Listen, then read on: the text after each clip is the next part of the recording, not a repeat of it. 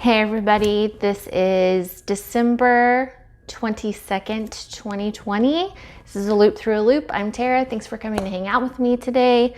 We are going to discuss some of the making that I've been doing for December. I've decided to go ahead and film this month's episode before Christmas comes, just so then I can take the next couple of weeks and just kind of chill out and hang with my family.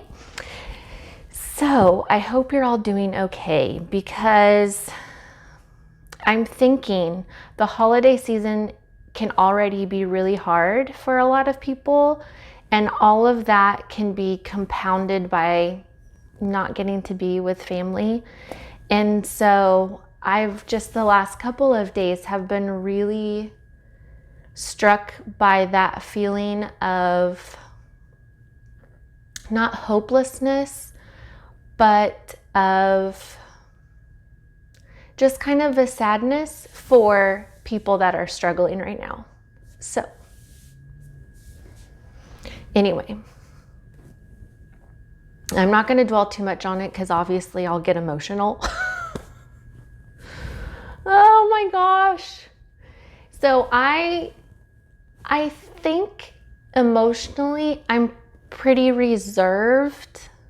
I think, like, inside I can be so crazy excited, but then on the outside, for whatever reason, my body's like, don't show how excited you are.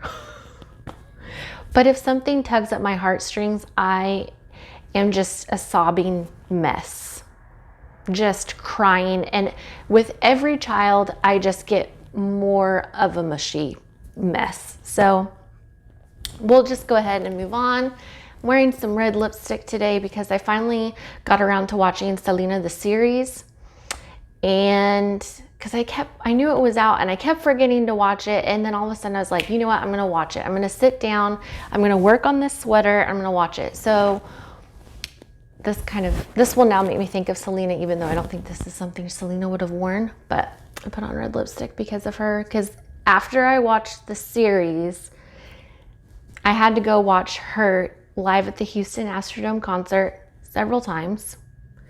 Interviews, fan videos. I mean, listening to her music, I kind of just went like down into a rabbit hole. Like, I've always loved, my favorite song from her is Amor Prohibido. But then I started listening to even more songs that I didn't know of hers. And now I think a song called Que Creo. I think I'm pronouncing that right. I think that might be like neck and neck now. I don't know. But I love Selena. So let's talk about the sweater that I was making when I was watching it. It is made out of fisherman's wool. I think this is the color oatmeal. And I started out with 2 skeins. This is actually 1 skein that's now 2. When I was caking it up, it was too large for 1. And then this blue it's some kind of wool. I don't know if it actually smells sheepy or if it just smells sheepy because it was with the fisherman's wool, but they're like the same texture. Like, when I touch them, they're both woolly. So that was hand-me-down and didn't come with a ball band. So I just took a chance and went with it. I didn't follow a pattern. I made this up literally as I went. So I wrote down some notes in case eventually I want to write down a pattern for it. But I haven't quite bit that bullet yet because there are some things that I have to work out in my mind as to, is that something that I actually want to do? Is that the avenue I want to take with this? Because when you're talking about a garment, you're also talking about people's bodies, and then it becomes personal. And I don't know how I want to navigate that right now. So I did write it down. If it's something that you think, oh, that's really cute, I will tell you that Andrea Mowry has a similar striped sweater called the Daily. Like, it has the wide stripes. It's a drop shoulder. That's kind of all I know about it. I don't know very many details of it because I haven't actually made it. But let me kind of start. So I worked this from the bottom up. So let's start from the bottom and work up. Okay. So I started with a 2x2 split hem. Oh geez, I haven't coffeed yet today. So I like a split hem because of the movement that it can give it. And then it's about 4 inches for the oatmeal color and then about 3.5 inches for the blue stripe because I didn't have as much yarn in the blue and I didn't want to like chance it. Looking at it now, it wouldn't have mattered. Like I think I have enough yarn to make a sweater for maybe one of my kids. Maybe 2 of my kids, since the youngest one is so little. Okay, on the side, I have some purl twisted stitch action going on. I kind of like a hidden detail. But the funny thing is that I'm so excited about this hidden detail, but it's hidden. So when I wear it, if someone's like, oh, I really like your sweater, I'll be like, yeah, look. Let me lift up my arms so you can see my favorite part. Anyway, so work that up, split for the sleeves. There's shoulder shaping and some neck shaping in the front, just so it's not like completely boat neck. I don't want anything to feel like it's choking me. I don't know if that's like ghosts from my childhood past of all the like cotton turtlenecks from the 90s. But I'm more of a, I like high necklines, but I don't want it tight and choking. So anyway, it's a rolled hem, a rolled neckline hem up at the top. Do you call this a hem at the top? I don't think you would. It's just a neck. Anyway, the neckline is it's a rolled hem, right? I think. Correct me if I'm wrong. Like I said, I haven't coffeed. And then I wanted, how do you show a sleeve? Here we go. So then the sleeves fitted. Now I gave myself about 1 inch of ease. So, if I wanted to wear a long sleeve shirt, because I have a short sleeve shirt on right now, but if I had a long sleeve shirt under it, I think it would still fit okay. It could be a little snug, but it could be fine. I wanted something, so my problem with clothing in general, and I've had this problem for as long as I can remember, is that my upper arms they got a little more love up in the upper arm, and then I've got little gangly chicken wrists. And so what has kind of been my dilemma is that shirts are always super tight up here if I get it to fit my wrist. If I get it to fit my upper arm, it's bigger than what I would like at my wrist, but I would go ahead and buy the bigger shirt to fit my upper arm. But then when I did that, I have thicker upper arms, but I have a petite torso. So now then I've got all this extra fabric here. Like, I understand that there are some people that are going to be like, oh yeah, what a struggle. But everybody lives inside their body, and what bothers somebody, they have that legitimate reason to be irked by it. So when I made this sweater, what I did is I cast on for the arm, gave myself 1 inch of ease, and so far what I have found that works for me most of the time is, well, I measure my arm to find out how many inches is my arm. Has it grown or shrunk since the last sweater I made? Add 1 inch, cast on that many stitches if it's a drop shoulder, this obviously, and I knit straight until I get to the elbow, because my arm from up here to my elbow is pretty much the same. My arm doesn't start narrowing until I get past my elbow, and then I go to my little chicken wrists. So that's my sweater. I'm calling it Blue Christmas because I think of all the people that can't be together for family, or be with their family for the holidays. And then it made me think of the song Blue Christmas, sung by Elvis. Is it sung by Elvis? Pretty sure it's sung by Elvis. Also, I just felt this detail up here around, let me pull this forward a little bit. The seam for the shoulder is a 3-needle bind off, but instead of flipping it, the garment inside out to do the 3-needle bind off, I kept it exposed since I was going to do the rolled hem at the neckline.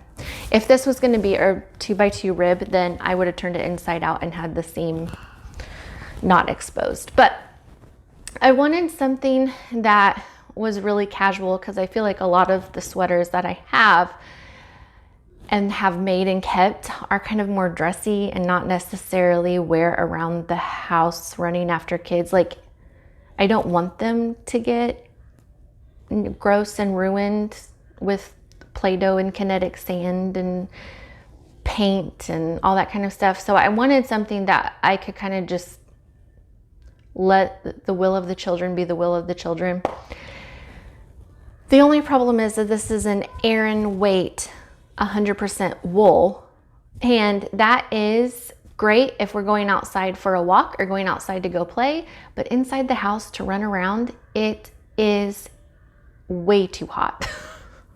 Because I am upstairs, downstairs, in this room, upstairs, down this way, into the laundry. Like, it's only until nap time happens that I actually am in one place for a significant length of time, because that's kind of like my decompress, quiet time, take care of mama so mama can take care of the babies kind of time.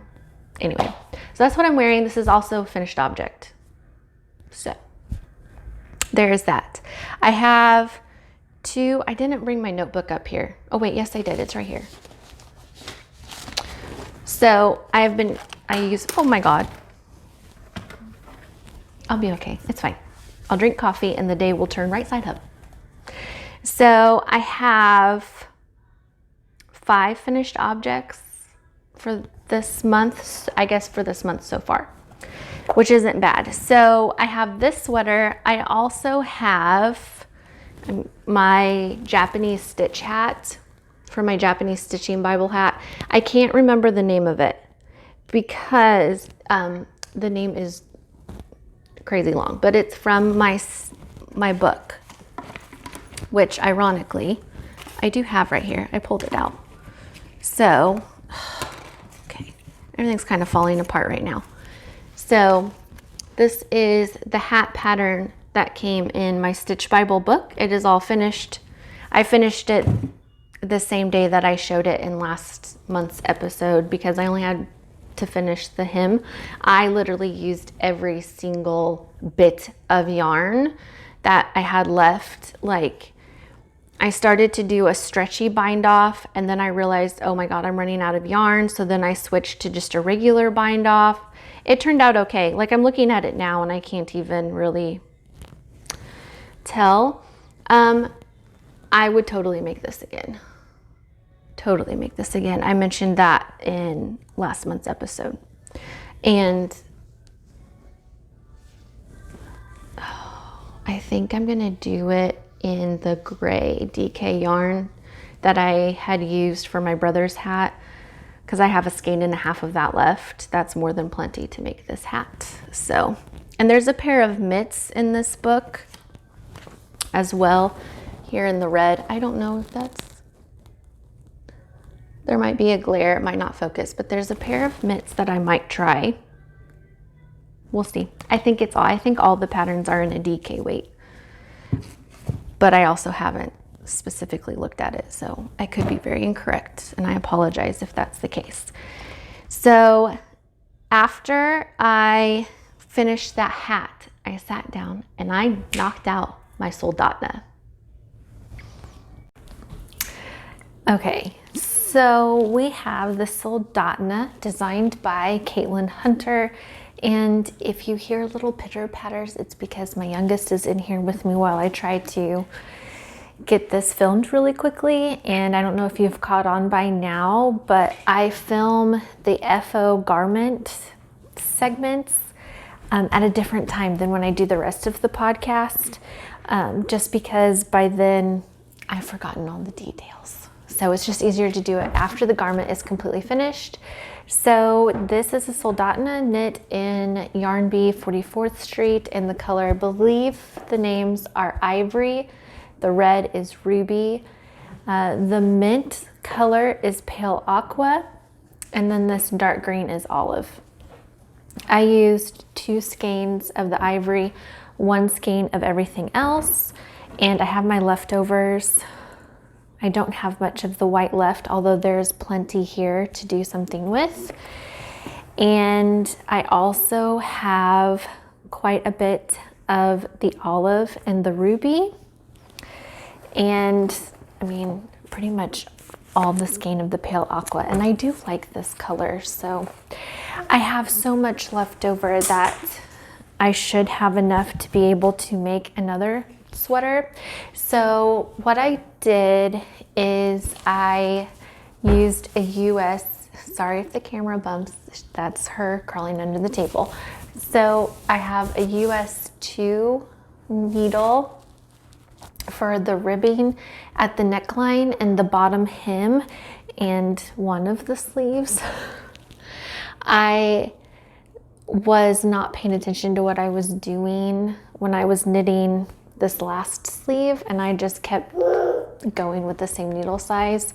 And honestly, it's not even that big of a difference that I was like, I'm not ripping it out and doing it over again. So theoretically, all of the 1x1 ribbing is done on size 2. All of the color work in the yoke and the body is done on US 4s. The sleeves are done on US 3s in the hopes of maintaining the gauge. I think this turned out pretty nice. I'm pleased with it. But I do think there are still things that I need to do to work on and improve. I need to work on my tension. If I had to knit this exact same sweater again, I probably would have done this fleece stitch also on the sleeves. And I just didn't because I still think it turned out just fine, and that wasn't my intentional, like, original plan to put the fleece stitch design on the sleeves anyway. I was going to leave those white. The depth of the yoke is okay. I'm wondering if I should have knit a little more to give a little more room in the underarms. I've tried styling a button down, I call it to like a plaid button down underneath, and it was just really uncomfortable around the underarms when I do that. Now, right now, all I have is just like a little camisole t-shirt underneath, and it's just fine. And the yarn's super soft, so you don't really need like a long sleeve layer underneath. So, and this is kind of, excuse me, this is kind of hard to show just from how high my camera is because I don't want my daughter to get it, but I did lengthen the body. So the Soldotna crop is supposed to actually be probably closer to this and short sleeved. But I wanted to lengthen it since I was making mine more of like a Christmas version. And so this is just kind of, when I thought Christmas, I thought long sleeves, a longer body. I washed it in the washing machine on my, you're funny, huh? I washed it on like the hand wash wool setting cold water. But this yarn does take a regular wash, I think, just with cool water. It doesn't have to be on a wool wash temperature. And so overall, not bad. I was able to, so I started the sweater in September and I finished at the beginning of December. Excuse me, sorry, no thank you, okay. So it took me forever, and like I said, that's just because of yarn choice, because this ended up being more like a fingering weight gauge.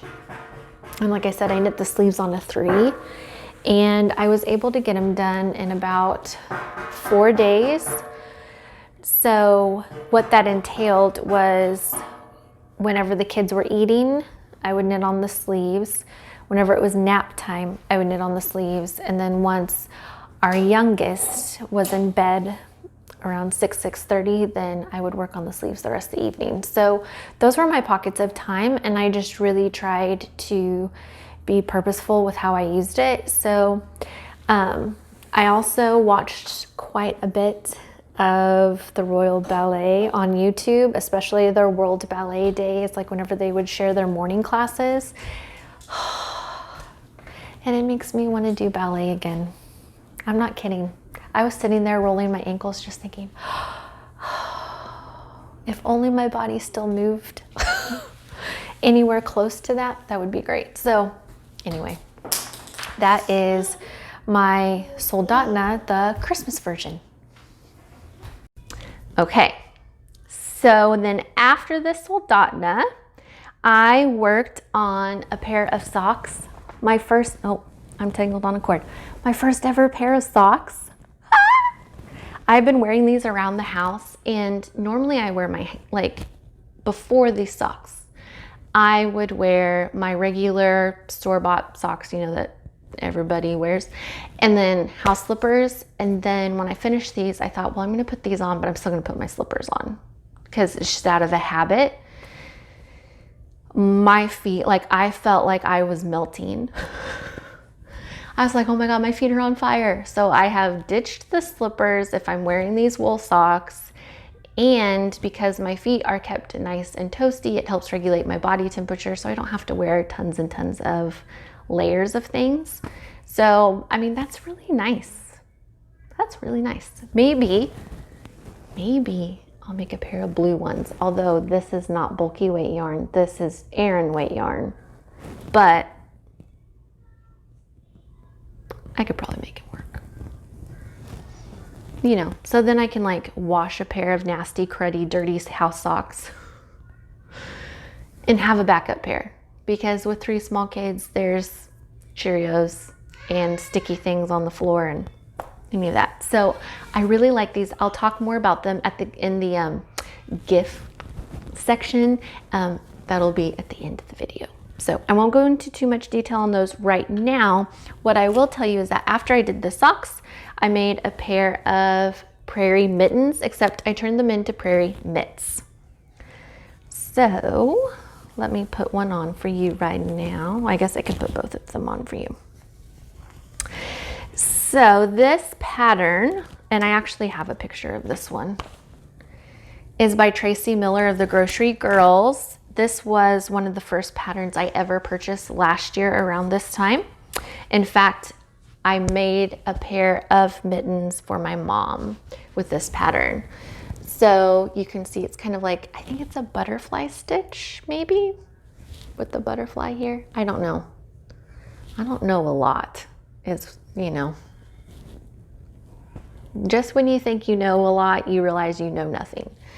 And so what I like about these is that if I flip them up, they can cover up most of my fingers. So if I'm driving, my hands can still be nice and toasty.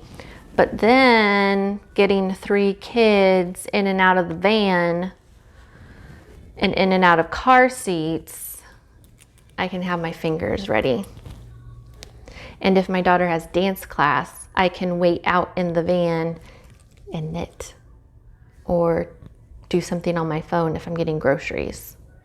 The yarn is, this is not the same colorway, but this is Hello Gabriella.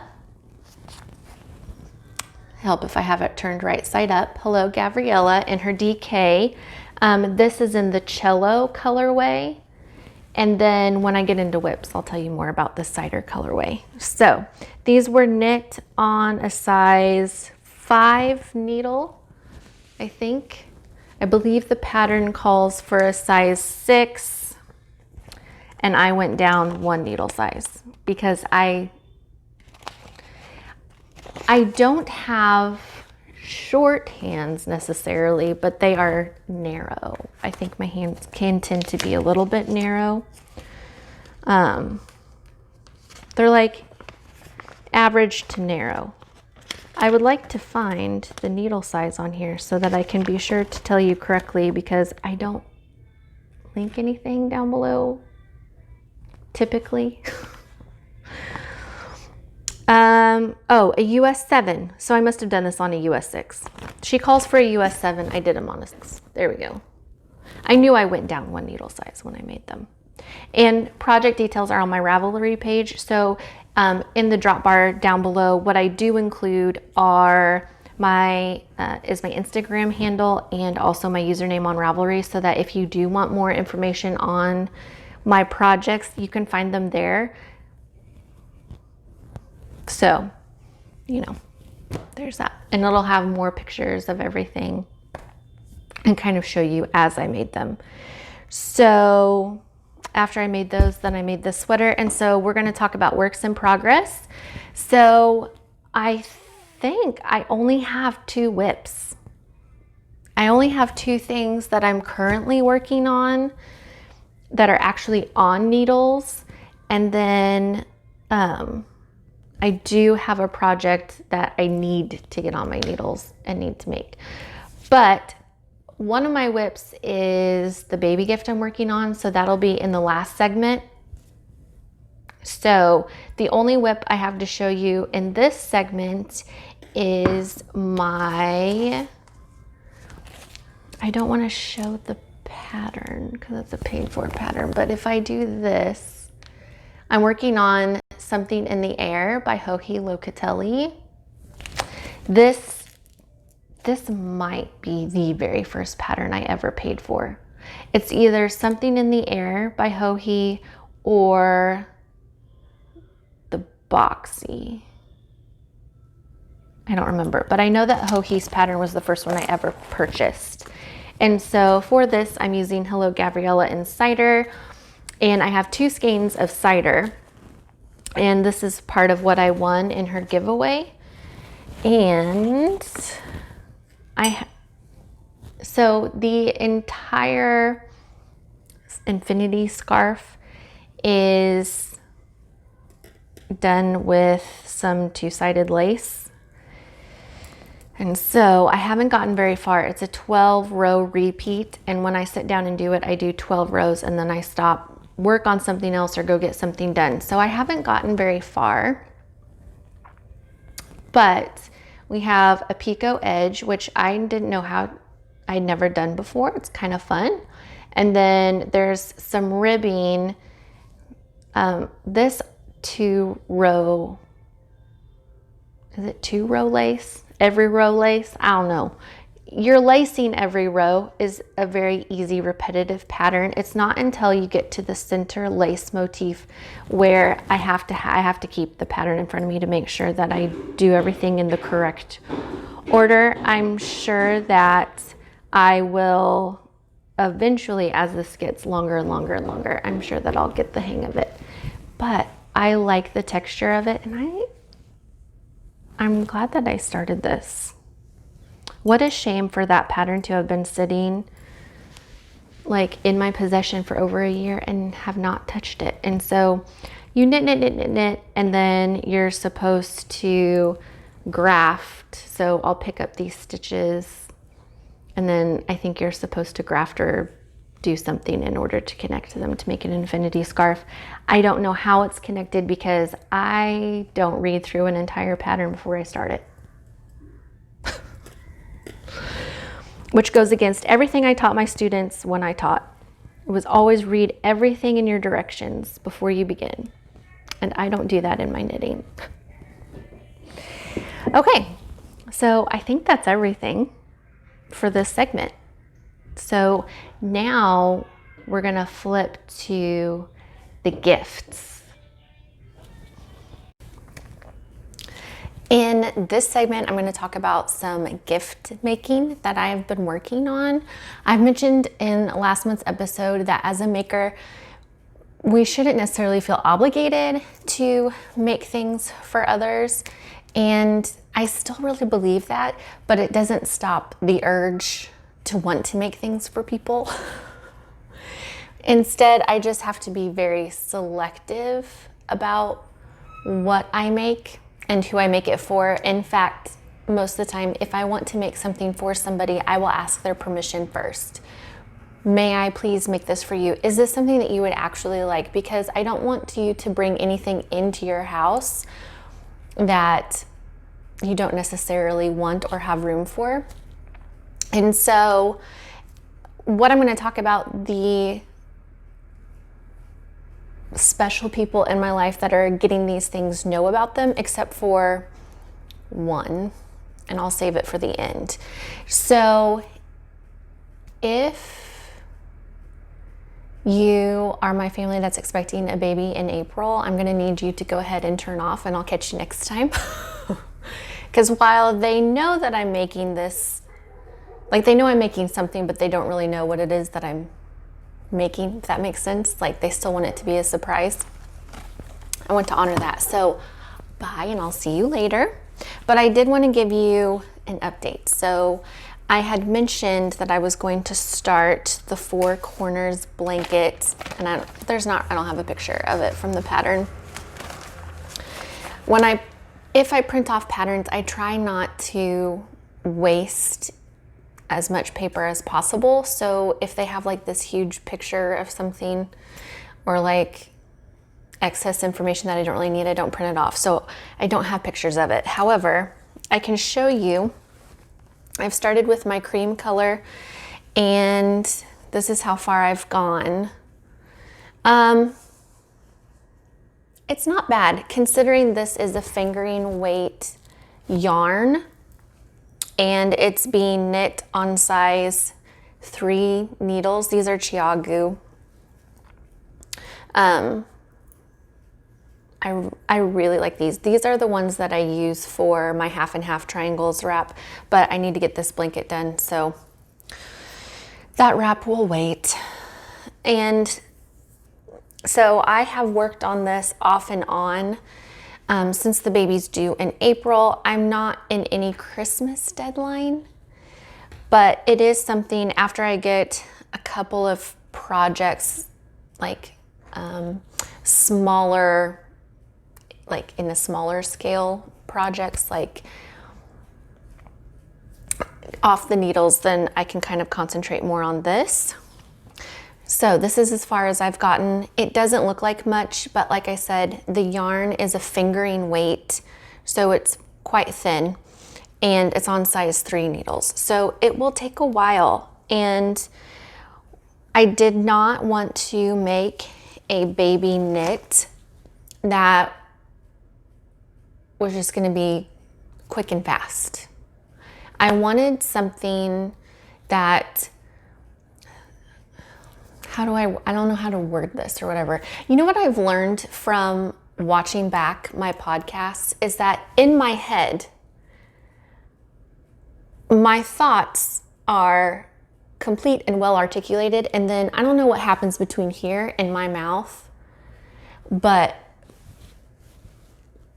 sometimes everything that I'm thinking just doesn't either make it out or only kind of makes it out, and the other half, like I finish it in my head without saying it out loud. I'll work on that. So I wanted a baby gift for them that would be something that I myself would absolutely like love for my own kids. And that doesn't mean a quick baby knit necessarily. So that blanket will kind of just be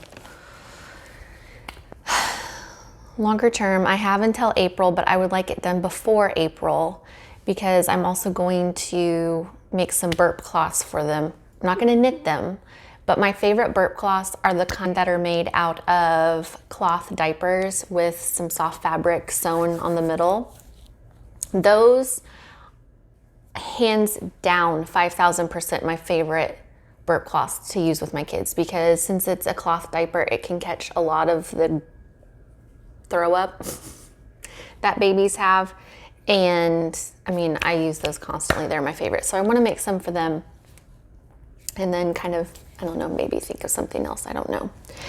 The other thing that I am going to be gifting are a pair of Lumi Socks. This is a pattern by Fibertail, or it's by Larka of Fibertails. And this is not the pair that I'm giving away. This is the pair that I finished. This was my test drive. I'm gonna be sending off a pair of these socks to one of my best friends back home. I asked her, I actually sent her a picture of mine and was like, hey, would you like some socks? I can make you some. And she's like, sure. But I'm not gonna send her these pair because these are kind of like my dummy pair. Like, these would be my mock-up. I just needed to practice some. I didn't realize this until now, but one sock's longer than the other. And when I did the decreases on the side, there's the holes. And I didn't go back and like stitch them together or whatever. This is the first pair of socks I ever made. Like, I didn't know any of the pitfalls that I could fall into, pit holes that I could fall into. I just needed something that I can understand, like what's a basic construction of a sock. And so that's what this is. Of course, obviously I'm gonna make them again because I have to make hers. And I'm going to use the same yarn. So this yarn is Simply Wool, and it's bulky weight. It's made out of 100% eco wool. And to be completely honest, I have not researched into what all that entails. This is from Knit Picks, and I really like it. It's the same wool. And why I picked this color is because the colorway is named Winnie, and that's the name of their dog. So I thought she'd kind of like that.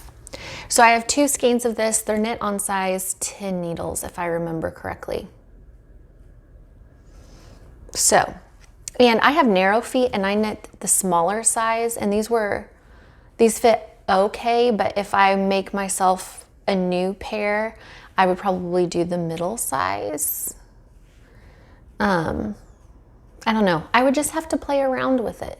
But what's funny is, not funny as haha, but funny like interesting, is I had posted a picture of like, look, I made my first socks on Instagram, and Larka commented, you know, congratulations, yay. And I thought that was really sweet of her to take time out of her day to do that. And she told me, like, you know, how I could fix the toes or whatever. And she goes, I would just love them as they are. And I think that's just what I'm going to do.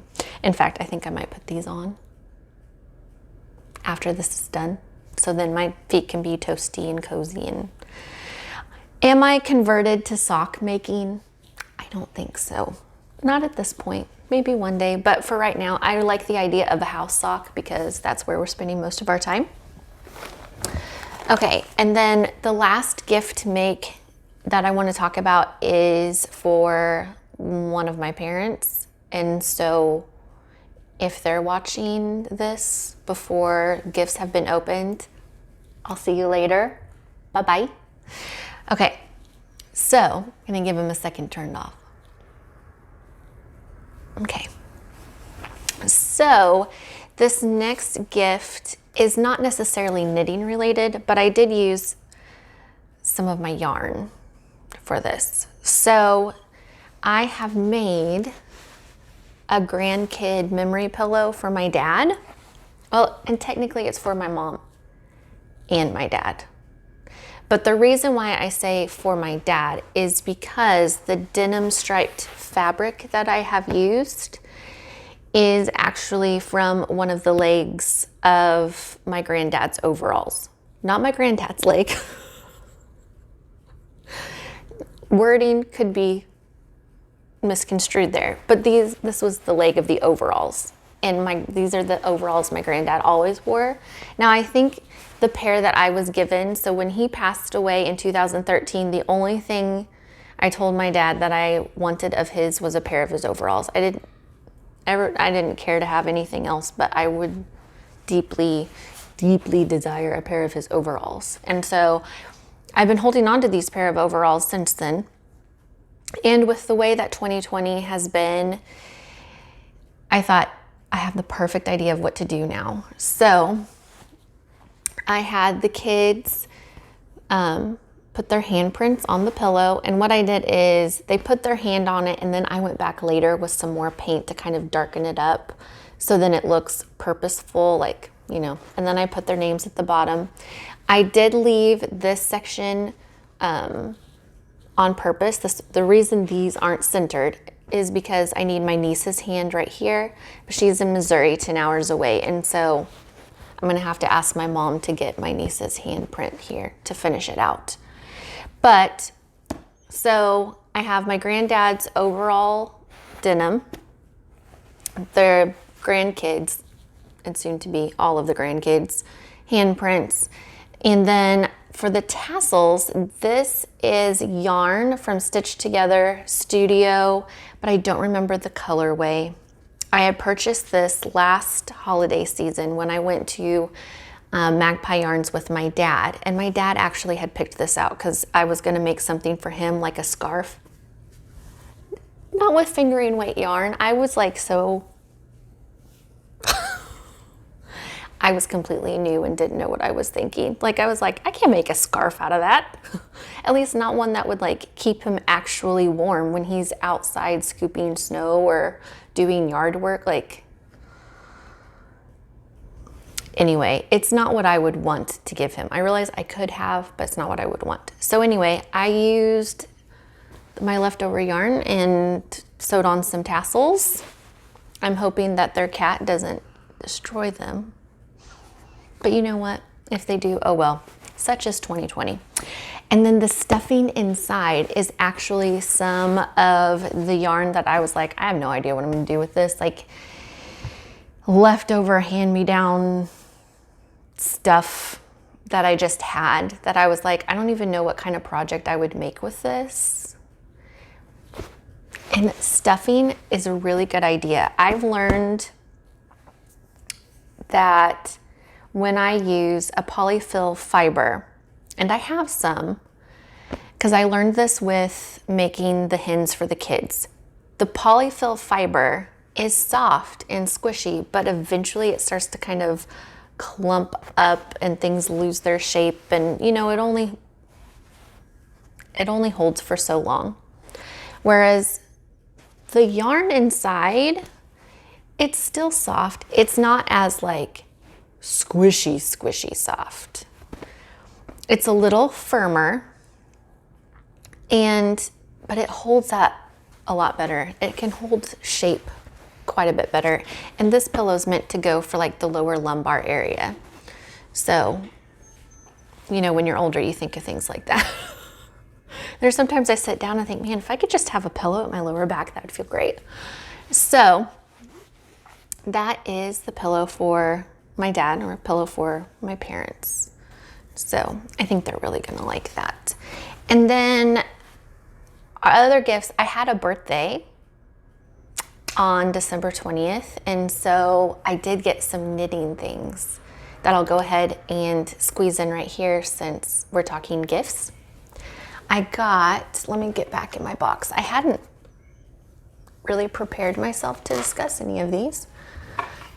But since we're here, let me find them. Okay, so I got the Chiagu mini sets. So one has, if I remember correctly, I think it's the red one that's 0 to 3, and the blue is 4 to 8, I believe. And it was so cute. My husband asked me, he goes, is there a difference between these? Like, he was showing me them online. And I was like, yes. He goes, so they're not the same. I said no. I said, you could just get one and then I can just wait and get the other one, you know, at another time or whatever. And he got me both of them. And I thought that was really, really sweet. So now I'm thinking, well, maybe I will make more socks. I'm excited to use these on sleeves. That's what I really want these for, because I magic loop my sleeves. And if I do any kind of color work, so when I knit Caitlin Hunter's Ghost Horses, I have the problem of having the seam where my magic loop was because of tension and everything. And I'm hoping that having these will kind of fix that. So I don't really like to, I'm very cautious when it comes to where I'm spending my money. And I feel like needle sets have been the one area in knitting where I'm like, this is where if I'm gonna spend money, then I'm gonna spend it here.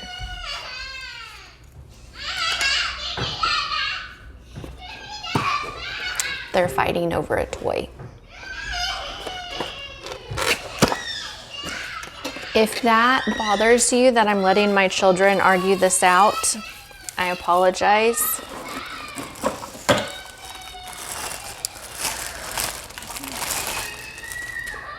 But I'm pretty sure they'll be okay. So then also, really quick, and then I'll go put out the fire, is I got a ball winder. I thought, I'm not gonna buy this for myself, but if someone else would want to buy it for me, then that's fine. So he also got me this, and then I went ahead and ordered a Swift because he had ordered a Swift and Amazon said something happened and the package was undeliverable. So I went ahead and ordered it because he was gonna get it for me anyway. Happy birthday to me. And last thing, I also got, I don't know if you can really see this, but I've always wanted earrings with the kids' initials because I don't change out my earrings hardly ever, nor do I don't change out my rings either. So that's something I've had my eye on too. So those were my birthday gifts. And I was so happy. I was so happy to get them. I probably didn't, I don't know if I seemed excited when I opened it, but like internally I was like, freak out. So anyway, that's the gift segment. So things that I've created or are working on and things that I received for my birthday. If I get anything gifted for Christmas, I'll let you know. But right now, that's what I have as of right now. And that's everything that I've been working on for December since the last time that I hung out with you guys. Not too bad at all to get 2 sweaters done. I think what I'm gonna do is I am gonna remake this, but in a more house-friendly weight of yarn. So I'll have to think. I don't think 100% wool. I'm thinking, should I try a cotton? I could wear cotton around the house and not like overheat, I guess. So that's something I am thinking about.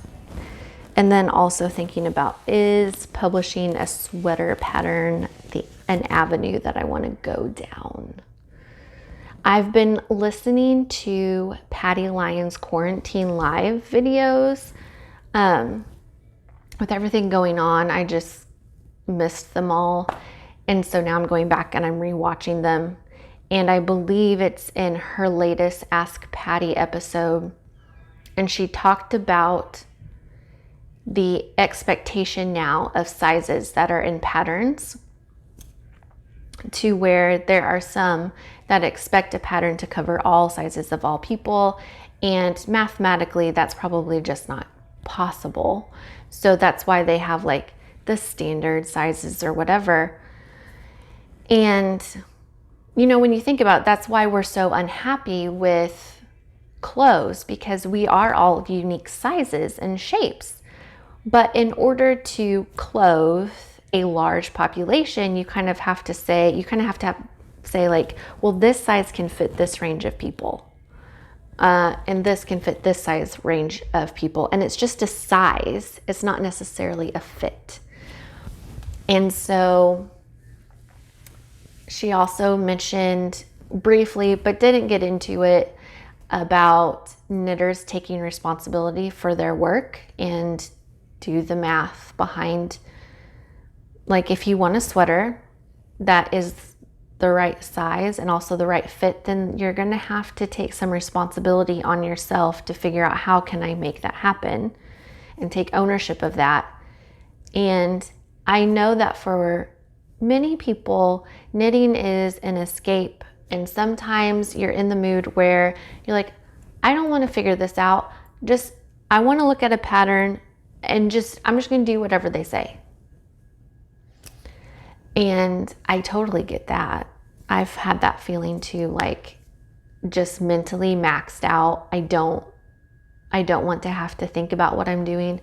I really just need something meditative. Somebody's already thought it out. I feel like that's what patterns are. Like, Tracy has already done everything for me. I have literally, when I'm buying the pattern, what I'm doing is paying her for the labor she's done, essentially, right? So I do think it would be interesting. So like, if I go back and I were to knit this sweater again and log the hours that I spent working on it, and then attaching a dollar amount, so like minimum wage, to that, however many hours I spent, how much would the actual sweater or pattern really be worth if a person was compensated for the time that they spent to create that? And I mean, I could go off into a million different directions with this. There's just a lot of stuff like that I have to think through in my head, because if I do something, I would want it to be well done. And I also wouldn't want to be insensitive to others, but at the same time, I would be like, I can't hold your hand through this. Like, I know the measurements of my body very well by now. I've measured my body proportions so many times that it's actually made ordering clothes online a lot easier. Because I don't have to get out the measuring tape every time. I'm just like, oh, I already know I measure this and I measure that. And so if I were to make something, it's because I know how I like things to fit on my body. But if your body is not shaped like mine, then I don't have that intimate knowledge. And I worry that that would be misconstrued as being insensitive or rude to somebody who isn't shaped like me. Does that make sense? Like,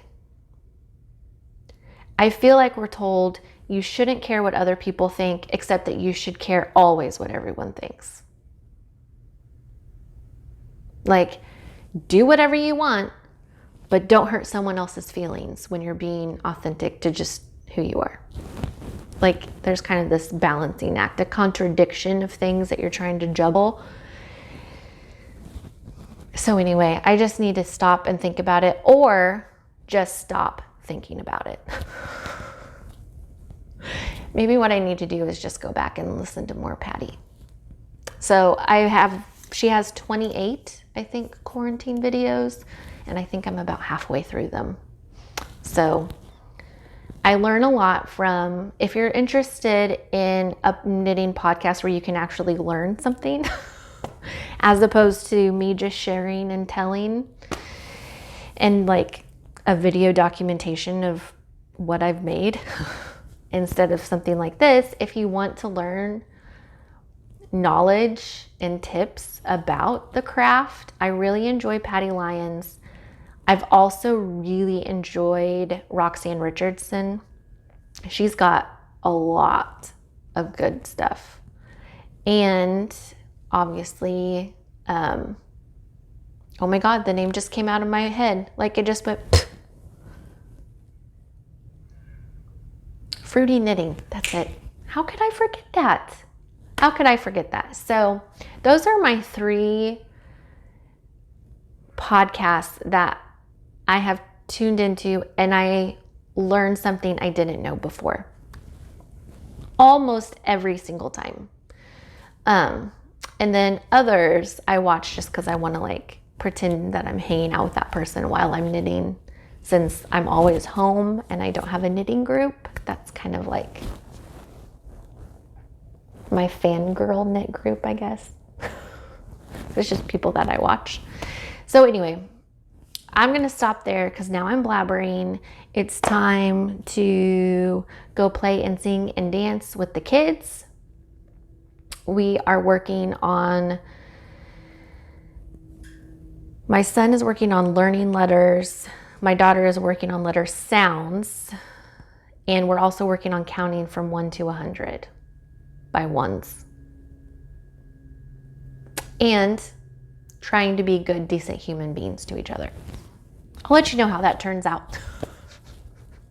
I told my husband, I said, we'll find out how well we've done as parents when it comes time to put us in a nursing home and what our children choose for us. So that's it. I hope you have a very Merry Christmas and a Happy New Year. I am going to continue thinking and praying for those that are struggling now and for those who struggle anyway for the holidays. I know this might be an even harder one.